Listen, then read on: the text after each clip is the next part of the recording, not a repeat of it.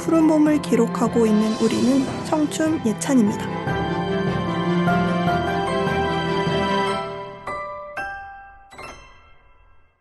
가장 좋아하는 색은 핑크색과 검정색. 가장 좋아하는 캐릭터는 쿠로미. 검정색 리본이나 프릴 레이스가 달린 옷을 좋아하고 치마나 원피스를 좋아해요. 보석같이 반짝반짝하고 화려한 액세서리를 착용하고 통굽 구두를 신고 화려한 화장을 하고 나선 예쁘고 깜찍한 외모의 그녀. 그러나 화려하고 아름답게 피어난 장미에 수많은 가시가 돋아있는 것처럼 그녀는 예쁜 외모와는 달리 충동적이고 정신적으로 아주 불안하다는데 그녀는 누구일까요? 오늘 알쓸정잡에서는 가시 돋친 장미 같은 그녀들, 밟으면 터져버릴지도 모른 지뢰처럼 잘못 건드려버리면 터져버릴 것 같아서 지뢰개라고 불리는 그녀들에 대해서 다뤄보려고 해요. 저는 오늘 MC를 맡은 다다고요. 오늘 저와 함께 해주실 패널 세 분을 모셔봤습니다. 안녕하세요. 안녕하세요. 오늘 지뢰개에 대해서 자세하게 알아가려 온 디아입니다. 안녕하세요. 인생은 마이웨이 타쿠입니다. 안녕하세요. 아직 살면서 홍대는 10손가락 꼽을 정도로 적게 와본 파랑입니다. 와. 네, 여러분 모두 반갑습니다. 안 그래도 지금 저희가 모인 장소가 홍대잖아요. 네. 맞아요. 홍대 근처에 경의선 책거리가 있는 거 다들 아시죠? 네. 그런데 이 경의선 책거리가 한국의 메네라 거리라고 불린다고 해요. 메네라는 멘탈 헬스의 사람을 의미하는 영어 이아리부터 만들어진 일본의 인터넷 신조어인데요. 제가 오프닝에서 말씀드린 지레개 분들 중 베네라라고 불리는 분들이 많거든요. 이분들이 주로 경의선 책거리에서 많이 모인다고 해서 요즘은 거기가 메네라 거리라고 불린다고 하는데요. 우선 지레개란 예쁜 겉모습과는 달리 정신 상태가 불안정해 충동적이고 위험한 모습을 보이는 사람들을 그리고 그런 정체성을 모티브로 한 패션 유행 전반을 일컫는 단어입니다. 한국에서는 홍대에서 많이 볼 수 있지만 원래 파생된 곳은 일본이라고 하는데요. 저는 일본에서 지레개 스타일의 옷을 입은 분들을 많이 봤었는데요. 그래서 그런지 지레개 하면 일본의 문화를 좋아하고 동경하는 이미지가 있어요. 여러분들은 지레개 하면 어떤 이미지가 떠오르세요? 사실 저는 처음에 진짜 지뢰라는 단어에만 몰입을 해가지고 이제 마약뿐만 아니라 길거리에 지뢰까지 심나? 이 지뢰의 대중화의 시작인가? 이렇게 생각을 했어요. 그랬는데 패널 배정되고 나서 지뢰개를 찾아봤어요. 그런데 이거를 패션으로서 소화하는 것까지는 그렇게 나쁘다고 생각하진 않아요. 그냥 취향일 수 있겠다. 네. 뭐 검은 레이스라든지 이런 그런 패션 아이템으로서 소화하는 것까지는 괜찮겠다. 그래서 사실 좋다 나쁘다 이전에 입어라 마라 관여할 생각이 아예 없는 게 더 큰 것 같긴 해요. 근데 이 컨셉의 의미가 저는 좀 그런 게 정신 상태가 불안정해서 충동적이고 위험한 모습을 보이는 사람 혹은 그 정체성을 모티브로 한 패션이라는 게 조금 충격적입니다. 그리고 불안한 정신 상태를 패션에 녹여낸다는 게 그리고 실제로 정신 상태에 이상이 없음에도 불구하고 그런 모습을 따라하고 싶어 한다는 게 잘 이해가 안 가네요. 그러다 보니 지레개 패션을 입은 사람들이 뭔 생각을 하나 궁금하기도 하고 지레개로 보임으로써 충동적이고 비상식적인 행동을 하는 것을 이해받고 싶은 건가? 아니면 튀는 복장으로 관심을 얻고 싶은 건가? 아니면 마치 갑옷을 입은 것처럼 자신을 보호하는 것 같은 느낌이 들어서 추구하는 걸까 싶은 궁금증이 들더라고요. 저도 되게 디아님이랑 비슷한 생각을 했는데 이번에 방송 준비하면서 저도 지레개라는 단어를 처음 접했거든요. 저도요. 그래서 이 지레개랑 지레개 패션에 대해서 좀 찾아보면서 내면이 조금 불안정해서 더욱 외적으로 자신을 꾸미는 게 아닐까 하는 생각도 들었어요. 저도 파랑님 생각이랑 비슷한 것 같은데요. 지레개 패션의 전반적인 느낌이 너무 꾸며진 느낌이잖아요. 맞아요. 그래서 약간 실제 자신의 모습이 약간 아닌 듯한 그런 느낌이 들었어요. 그런 느낌을 토대로 생각을 해보면 내적인 모습도 역시 성숙하진 않을 것 같더라고요. 물론 옷은 자기 마음대로 입는 거긴 하지만 똑같은 옷을 입더라도 내면이 어떠냐에 따라서 그 느낌은 확 달라질 수도 있겠다고 느꼈습니다. 다들 비슷한 느낌을 받으셨네요. 저도 패션 자체는 나쁘지 않다고 생각해요. 이걸 개인이 좋아하는 패션대로 입는 것에 대해서 저희가 왈가왈부를 할 순 없잖아요. 그렇죠. 네. 하지만 패션이 아니라 정신건강이 좋지 않다는 문화가 퍼져나가는 건 확실히 좋지 않은 것 같아요. 지레게가 유래가 된 건 일본의 청소년 사회의 문제인 토요코 키즈였다고 해요. 도쿄 유명 극장 체인인 토호 극장의 앞글자 토와 옆이라는 뜻의 일본어 요코, 아이들을 뜻하는 영어 키즈가 합쳐진 신조어입니다. 도쿄 신주쿠의 유명한 환락가 가운데 중 하나인 가부키초의 토호 극장 옆에 모인 청소년들을 일컫는 말로 이들은 주로 검은 색과 같은 모노톤의 옷과 통구 부츠 등을 입고 다니는데 이러한 패션을 뜻하는 지레게라는 신조어와 함께 약 3년 전부터 일본의 사회 현상으로 떠올랐습니다. 그런데 사회 문제로 떠오른 이유는 이들은 주로 가출 청소년으로 이루어진 불안정한 가족관계 또는 가정폭력으로 정상적인 돌봄을 받지 못한 아이들이었거든요. 아, 그러면 이건 비슷한 아이들끼리 거리로 나와서 소위 가출팸을 이룬 거라고 할 수 있겠네요. 그쵸. 네, 그러다 보니 여러 가지 문제에 그대로 노출되어 있는데 아빠 나이대야 아저씨와 놀면서 금전적 지원을 받는 활동을 뜻하는 파파카츠를 하기도 하고 심지어는 마약, 조건 만남, 폭행 등의 범죄에도 그대로 노출되어 있다고 합니다. 일본의 토요코 키즈들처럼 한국의 지레게 청소년들도 여러 위험에 노출되어 있다고 하죠. 어떤 걸까요? 아무래도 정신적으로 불안한 청소년들이다 보니까 SNS에 우울하고 위험한 해시태그를 할 때가 많은 것 같아요. SNS의 익명으로 우울 계정을 뜻하는 우울계, 정신병 계정을 뜻하는 정병계, 일본어로 정신질환 장애가 있는 사람을 뜻하는 맨헤라 등의 해시태그를 사용해서 서로 교류를 하는데 문제는 이들이 자해 사진을 올리거나 자해 방법과 경험을 공유하고 심지어는 함께 극단적 선택을 하자고 제안을 하기도 한다는 거예요. 또 이 동반 자살을 의미하는 은어인 초성으로만 동반 자살을 쓴 디귿, 비읍, 지읒, 시옷을 검색하면 함께 극단적 선택을 하자고 제안하는 글이 나오는데 글을 올린 이들 간의 접촉은 비공개 다이렉트 메시지, 즉 DM으로 이뤄지기 때문에 외부에 노출되지도 않는다고 합니다. 1분 미만의 짧은 영상이 올라오는 플랫폼인 틱톡에서도 파랑님이 말씀해주신 정병계나 자해러 등의 해시태그를 검색하면 새빨간 물질이 나오는 영상이 나오는데요. 댓글에서 청소년들은 자해를 하면 어떤 느낌이냐, 스트레스가 풀리는 느낌이다 등의 이야기와 정보를 공유하기도 하더라고요. 이러한 계정의 운영자들은 대부분 10대 아니면 20대인데 이들은 05년생 청소년, 술, 담배 O, 자해 O, 만성 우울증 이런 식으로 자신을 술, 담배와 자해를 하는 사람으로 소개하고서는 우울계 트위터 친구를 찾는다는 글을 올리곤 한다고 합니다. 또한 직접적으로 본인의 손목 등 신체 부위에 상처를 내는 자해 모습을 찍어 올리기도 하고요. 아이고, 아플 텐데 정말 무서울 것 같아요. 네. 이 청소년들은 자신의 불안한 상태를 자학적인 콘텐츠뿐만 아니라 일탈 행위를 하는 계정으로도 표출을 한다고 해요. 음란한 사진이나 자신의 신체 부위 등을 찍은 사진, 성적 내용이 담긴 게시글을 주로 올린다고 합니다. 최근에는 현역 공군 병장이 이러한 계정에 군복을 입고 음란 행위를 하는 사진을 다수 올려 군사 경찰의 조사를 받은 적도 있다고 해요. 디아님이 말씀해주신 것처럼 청소년들이 이 같은 음란 게시물을 쉽게 접하고 심지어는 직접 올리기도 하면서 범죄에 노출되기가 정말 쉬워졌어요.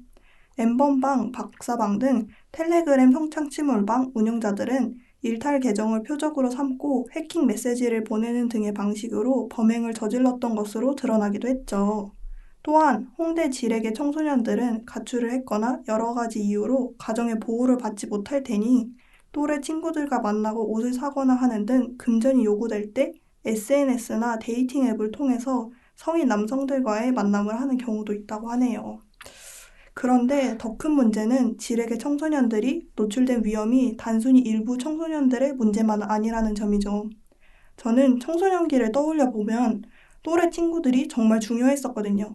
시간이 지나면서 점점 변하긴 했었지만 청소년기에서는 또래 집단이 너무 중요하다 보니 이들에게 모방 심리나 감정의 전염이 일어나는 경우가 많았어요. 사실 돌이켜보면 저도 그랬던 것 같아요.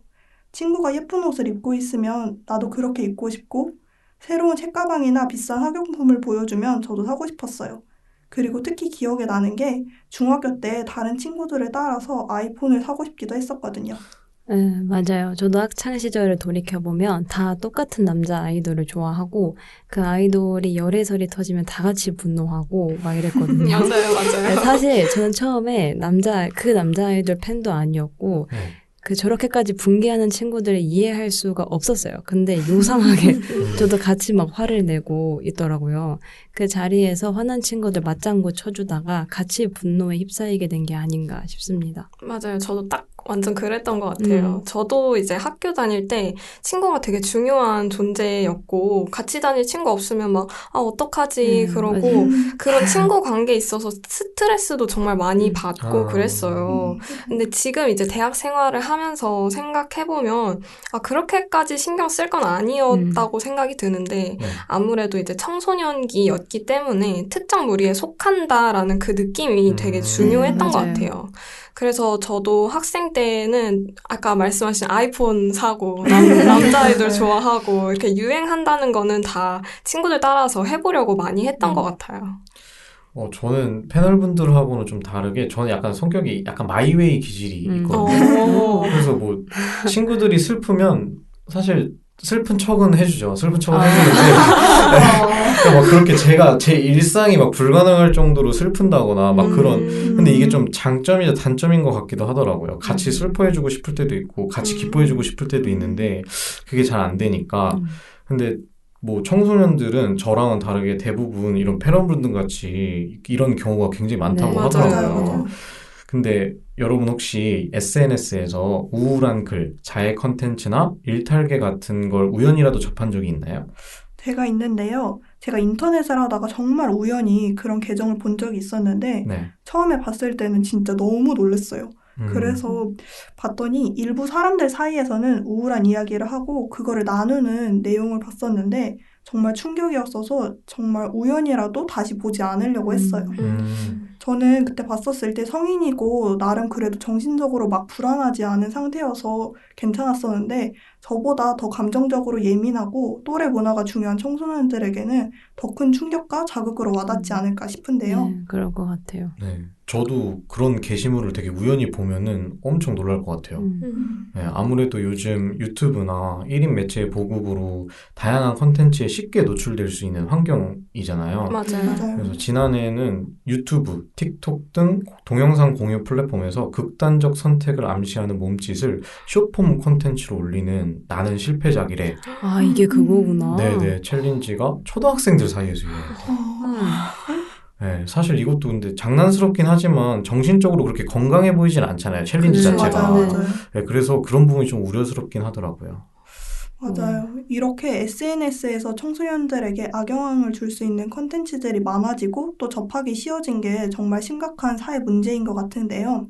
우울계 말고도 제가 이제 중학교를 다닐 때는 그때 한창 아프리카 TV 같은 개인 방송이 정말 많았었는데 진짜 같은 반 친구들이 모여서 뭔가를 보고 있길래 제가 이제 같이 뭐지? 하고 봤었는데 그 내용이 자극적인 장난을 치는 내용의 콘텐츠라서 정말 깜짝 놀랐던 기억이 있거든요.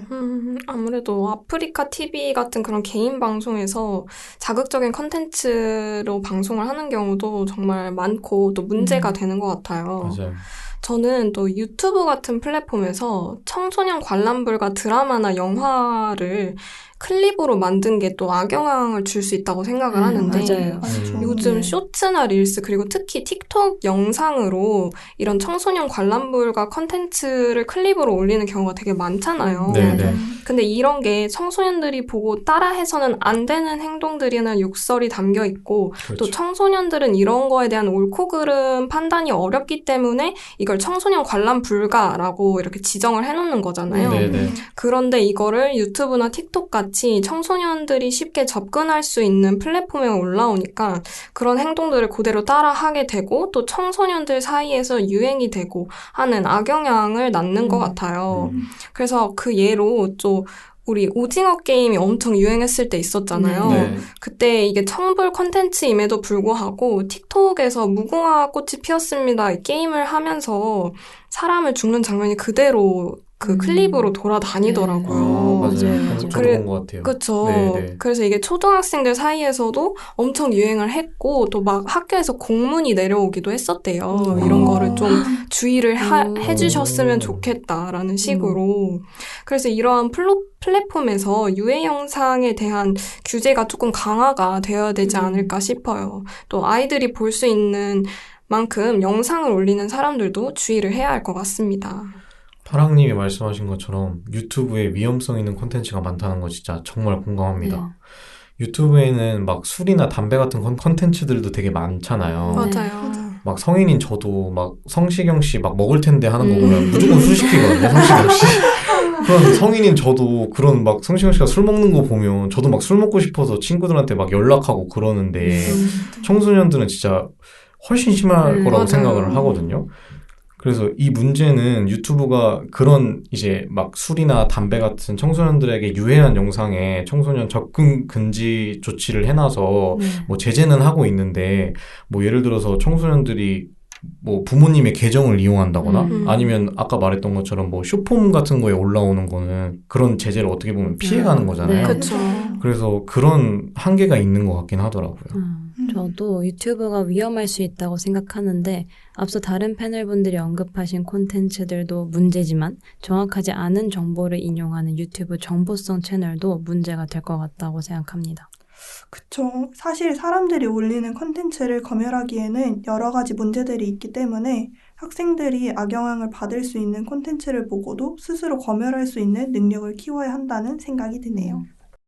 청소년들이 자학적이고 위험한 콘텐츠를 올리고 그게 유행하게 된 건 그냥 갑자기 생긴 그들만의 문제가 아니라 분명 그들이 그렇게 되어버리게 만든 사회의 잘못도 있는 것 같아요. 어쩌면 그들은 아름다운 장미로 세상에 향기롭게 피어날 수 있지만 가정이 그들을 보호해주지 못하고 세상이 그들을 위로해주지 못해 날카로운 가시가 돋치게 만들고 가시가 돋아난 그들이 다른 사람들을 찌르게 된 것 같기도 해요. 오늘은 이렇게 예쁜 외모와는 달리 정신적으로 위험한 지레개 청소년들에 대해서 알아보며 청소년들이 직면하고 있는 위험에 대해서도 알아봤는데요. 앞으로 사회가 청소년들을 더 잘 지켜주고 보호해줘서 그들의 외면의 꽃보다 더 중요한 내면의 꽃이 더 아름답게 피어나게 도와주면 좋겠네요. 그럼 저희 청춘 PD와는 다음 주에 더 알찬 이야기와 함께 돌아올게요. 쏠쏠한 정보로 똑똑해지는 그날까지. 지금까지 MC 다다, 파랑, 디아, 타코였습니다. 안녕. 깜빡이며 줄어드는 불빛이 점점 나를 감싸올 때 두 눈은 계속 감겨오고 하나씩 선명해져 스쳐갈 때